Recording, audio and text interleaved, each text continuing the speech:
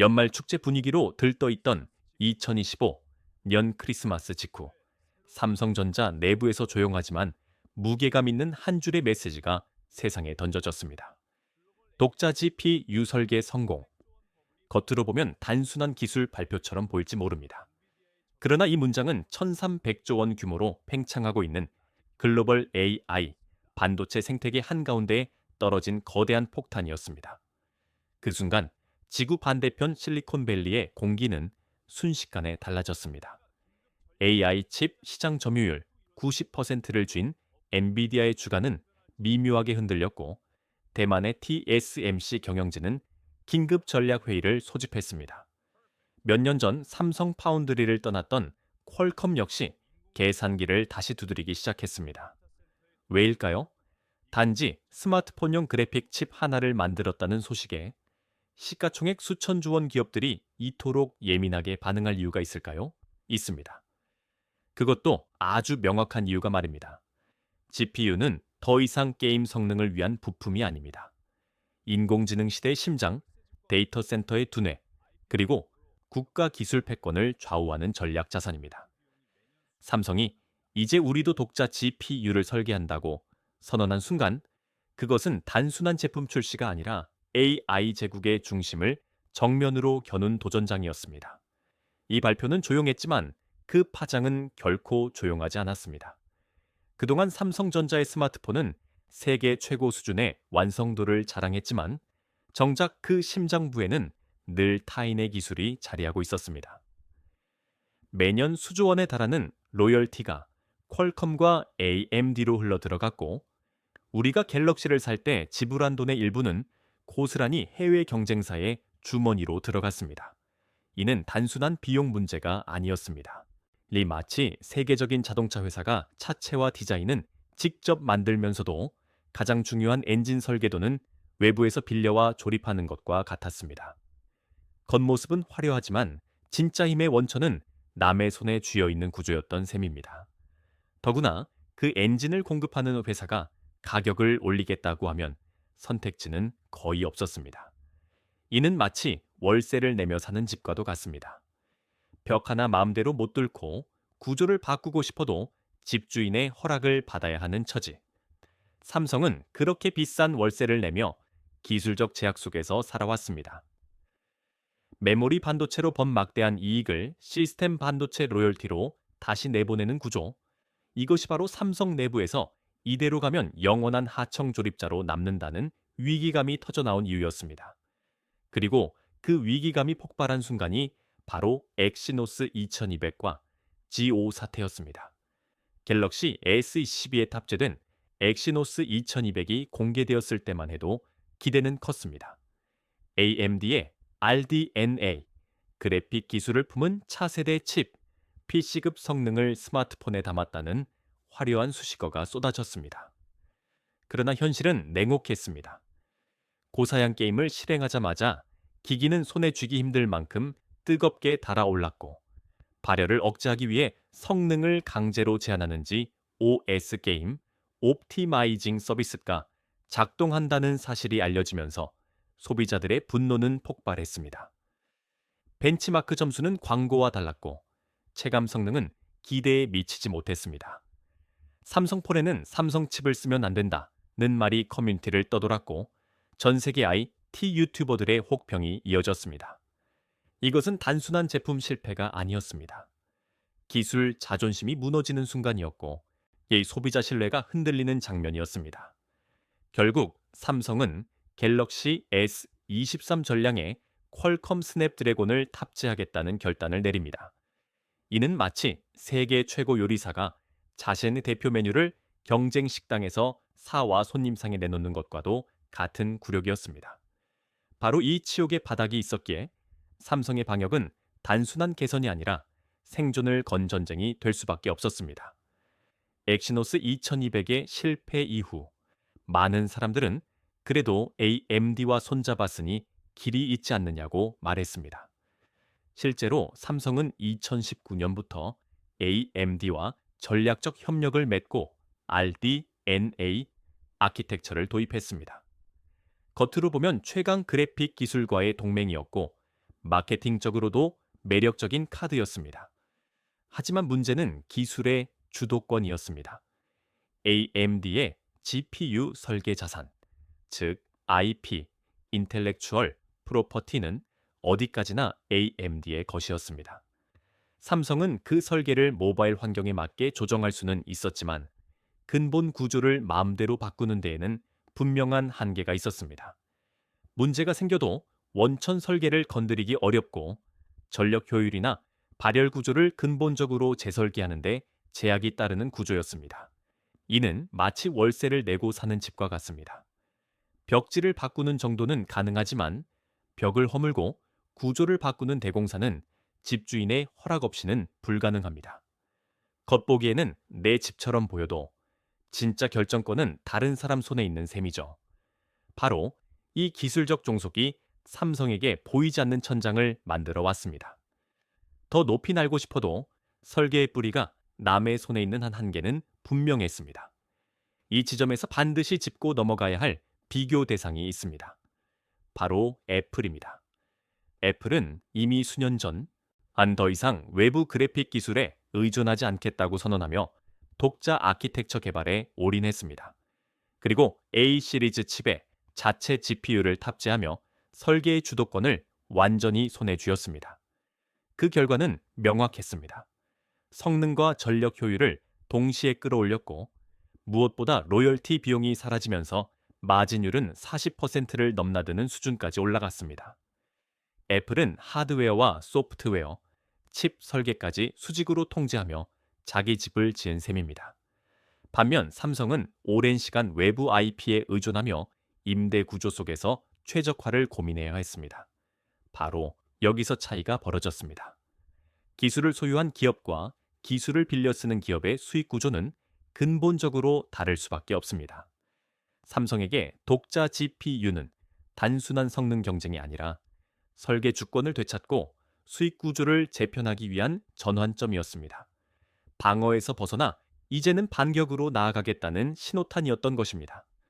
그렇다면 이번 엑시노스 2600은 무엇이 다를까요?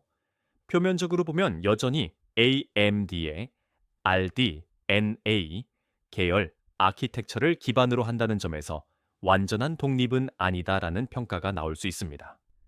그러나 진짜 차이는 뿌리가 아니라 누가 설계의 방향키를 쥐고 있느냐에 있습니다. 과거의 협력이 AMD가 만들어준 설계도를 받아 모바일 환경에 맞게 일부 조정하는 수준이었다면 이번에는 기본 골조만 공유할 뿐 내부 구조와 데이터 흐름, 전력 배치, 캐시 설계, 연산 경로 최적화까지 삼성 엔지니어들이 주도적으로 재구성한 것으로 알려졌습니다. 다시 말해 집의 기둥만 세워진 상태에서 벽의 위치와 방해 구조를 삼성 스스로 설계한 셈입니다. 이 아키텍처 통제권은 단순한 자존심의 문제가 아닙니다. 모바일 칩은 전력 효율과 발열 관리가 성능만큼이나 중요합니다. 아무리 강력한 연산 능력을 갖추더라도 전기를 과도하게 소모하거나 열을 제어하지 못하면 실사용 환경에서는 오히려 성능을 낮춰야 합니다. 과거 GOS 사태의 핵심 역시 바로 이 균형 실패였습니다. 하지만 엑시노스 2600은 삼성의 최신 공정에 맞춰 처음부터 GPU 구조를 설계했기 때문에 불필요한 블록을 과감히 제거하고 AI 연산과 그래픽 처리에 필요한 기능을 선택적으로 강화할 수 있었습니다. 또한 설계 단계에서부터 메모리 인터페이스와의 연결 방식을 최적화함으로써 데이터 병목을 줄이고 전력 대비 성능 비율을 끌어올리는 방향으로 구조를 다듬었습니다. 이는 단순히 성능이 몇 퍼센트 좋아졌다는 차원의 개선이 아니라 앞으로 AI 연산과 고성능 모바일 환경을 동시에 대응할 수 있는 기반을 마련했다는 의미입니다. 결국 엑시노스 2600의 핵심은 100% 독자 아키텍처 여부가 아니라 설계의 주도권을 삼성 스스로 쥐기 시작했다는 점입니다. 기술의 방향을 남이 아닌 자신이 결정할 수 있게 된 순간, 비로소 방역의 토대가 완성된 것입니다. 하지만 삼성의 진짜 목표는 스마트폰 성능 개선에 머물러 있지 않습니다. 시선은 훨씬 더 거대한 전장, 바로 1300조 원 규모로 폭발하고 있는 글로벌 AI 반도체 시장을 향하고 있습니다. 지금 전 세계는 인공지능 골드러시 한가운데에 서 있습니다. 챗GPT, 제미나이, 클로드와 같은 초거대 AI를 구동하기 위해서는 상상을 초월하는 연산 능력이 필요하고 그 중심에 GPU가 있습니다. GPU는 단순한 그래픽 처리 장치를 넘어 AI 모델을 학습시키고 추론을 수행하는 데이터 센터의 핵심 두뇌로 자리 잡았습니다. 말 그대로 AI 시대의 금맥인 셈입니다. 이 시장을 사실상 독점하고 있는 기업이 바로 엔비디아입니다.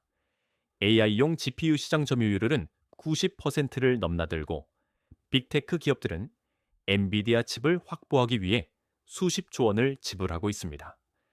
칩 한 개에 수천만 원을 불러도 없어서 못 사는 상황이 벌어지고 있습니다. 이는 단순한 기업 간 경쟁이 아니라 기술 패권을 둘러싼 구조적 종속의 문제로까지 이어집니다. 대안이 없기 때문에 비싼 가격을 감수할 수밖에 없는 구조.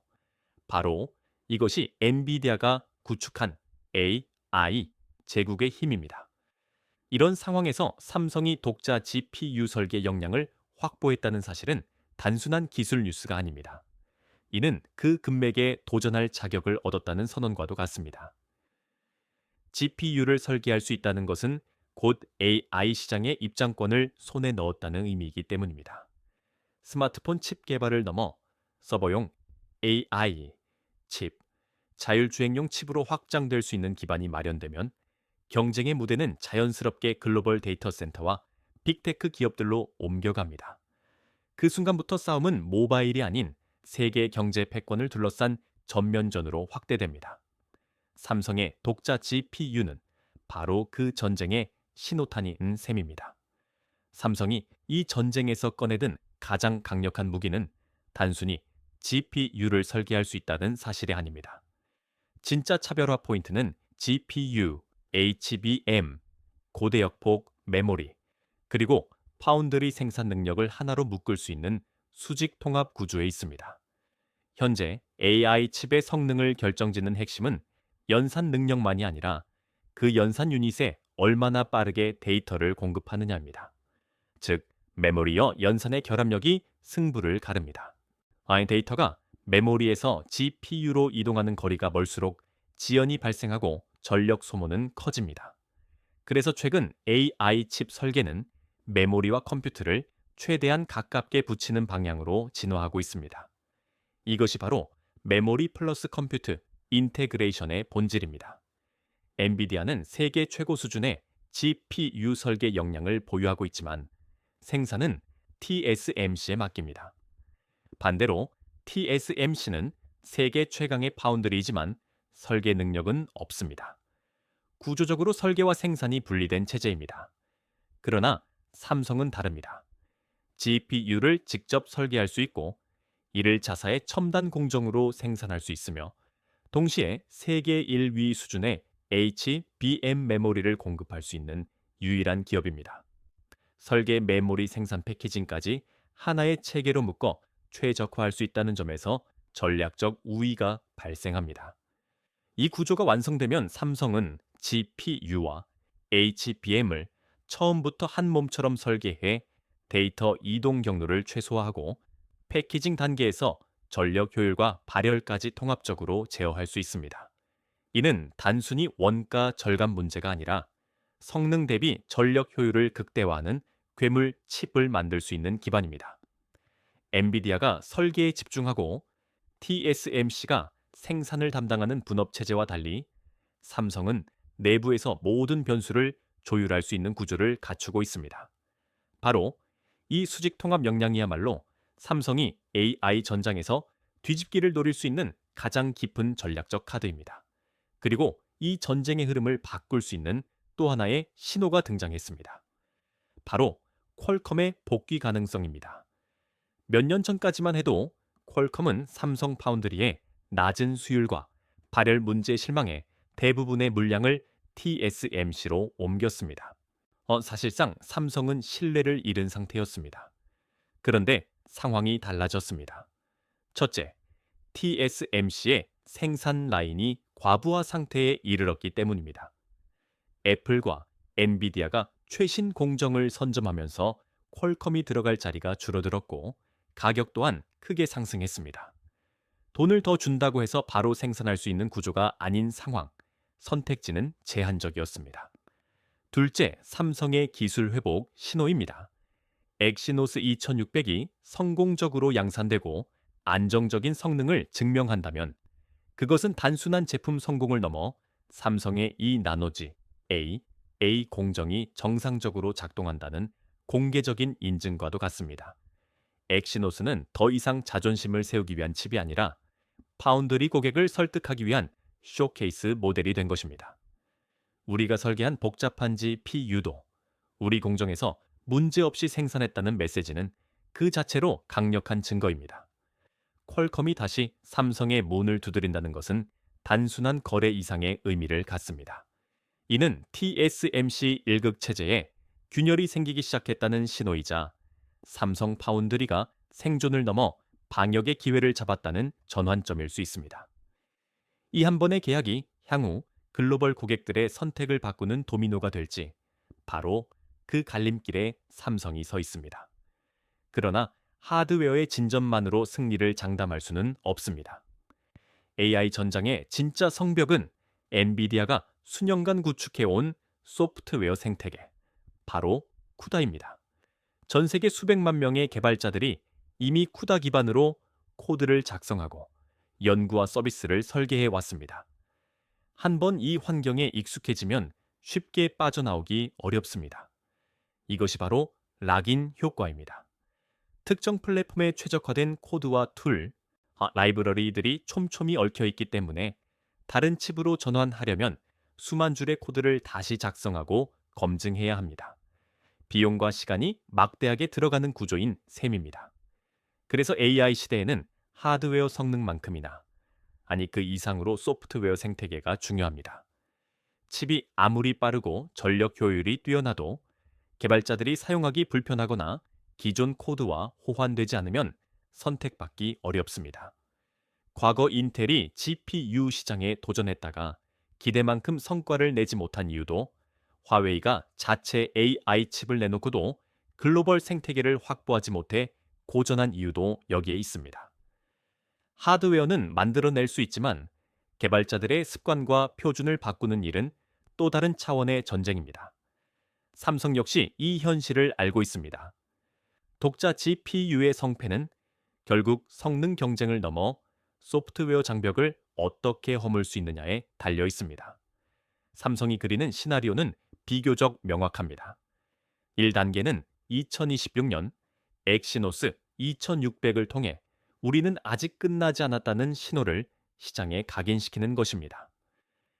안정적인 성능과 수율을 증명해 퀄컴을 비롯한 주요 고객을 다시 끌어오고 파운드리 사업의 신뢰를 회복하는 것이 목표입니다. 2단계는 2027년 완전한 독자 아키텍처를 적용한 엑시노스 2800으로 기술적 독립을 완성하는 것입니다. 더 이상 외부 IP에 기대지 않고 설계의 방향을 스스로 결정하는 단계로 진입하겠다는 선언입니다. 그리고 3단계는 모바일을 넘어 서버용 AI 칩과 자율주행용 반도체로 확장하는 것입니다. GPU와 HBM, 파운드리를 묶은 턴키 솔루션으로 글로벌 데이터 센터 시장에 본격적으로 진입하겠다는 구상입니다. 이 로드맵은 단순한 제품 출시 계획이 아닙니다. 2026년 신뢰 회복, 2027 연 기술 자립, 그 이후 AI 서버 시장 진입이라는 단계적 징역 전략입니다. 이제 남은 것은 실행력입니다. 이 계획이 현실이 될지 아니면 또 하나의 선언으로 남을지는 곧 드러날 것입니다.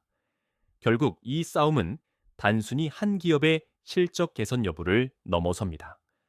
삼성의 독자 GPU 도전은 대한민국 산업구조의 향방을 가르는 중대한 분기점입니다.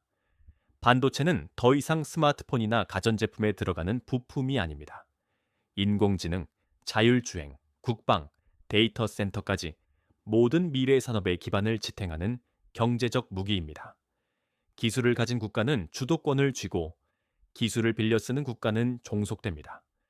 만약 삼성이 AI 반도체 전장에서 의미 있는 성과를 거둔다면 그것은 단순한 기업 부활을 넘어 대한민국이 기술 패권 경쟁에서 여전히 중심에 서 있음을 증명하는 사건이 될 것입니다.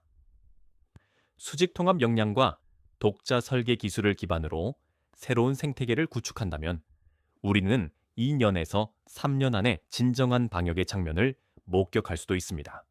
하지만 반대로 이 승부수가 실패로 끝난다면 충격은 결코 가볍지 않을 것입니다. 시스템 반도체 시장에서 다시 조연으로 밀려난다면 메모리 의존 구조는 더욱 심화되고 국가 경제의 리스크도 커질 수밖에 없습니다. 글로벌 정글에서 인텔이 흔들리고 일본의 도시바가 역사 속으로 사라진 사례는 결코 남의 이야기가 아닙니다. 지금 삼성은 선택의 기로에 서 있습니다. 무모한 도박일까요? 아니면 역사를 바꿀 신의 한 수일까요? 여러분은 어떻게 보십니까?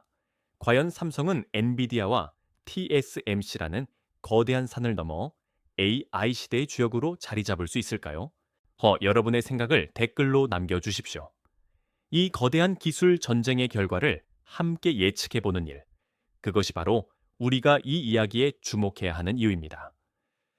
개인적으로 저는 삼성 1300조 독자 GPU의 역습을 단순한 기업 뉴스가 아니라 구조적 전환의 신호로 봅니다. 다만 그것이 곧바로 엔비디아와 TSMC의 위기로 직결된다고 단정하는 것은 아직 이릅니다. 시장은 감정이 아니라 구조로 움직이기 때문입니다. 삼성이 던진 메시지의 본질은 성능 몇 퍼센트 향상이 아닙니다. 진짜 의미는 설계 주도권을 되찾기 시작했다는 점입니다. 그동안 삼성은 메모리에서는 세계 1위였지만 시스템 반도체와 GPU 설계에서는 외부 IP에 의존해 왔습니다. 이는 수익 구조와 전략 주도권 모두에서 한계를 만들었습니다. 독자 GPU는 이 구조를 받쳐주겠다는 선언입니다. 즉, 삼성은 더 이상 로열티를 지불하는 조연이 아니라 AI 반도체 판의 플레이어가 되겠다고 말한 것입니다. 이 점에서 엔비디아와 TSMC가 긴장하는 것은 충분히 이해됩니다. 그러나 현실은 냉정합니다. 현재 AI GPU 시장의 90% 이상을 장악한 엔비디아의 진짜 힘은 하드웨어가 아니라 쿠다 생태계입니다. 전 세계 개발자, 기업, 연구소가 이미 이 생태계에 묶여 있습니다. 이 일확인 효과를 깨지 못하면 아무리 좋은 칩을 만들어도 시장을 흔들기 어렵습니다.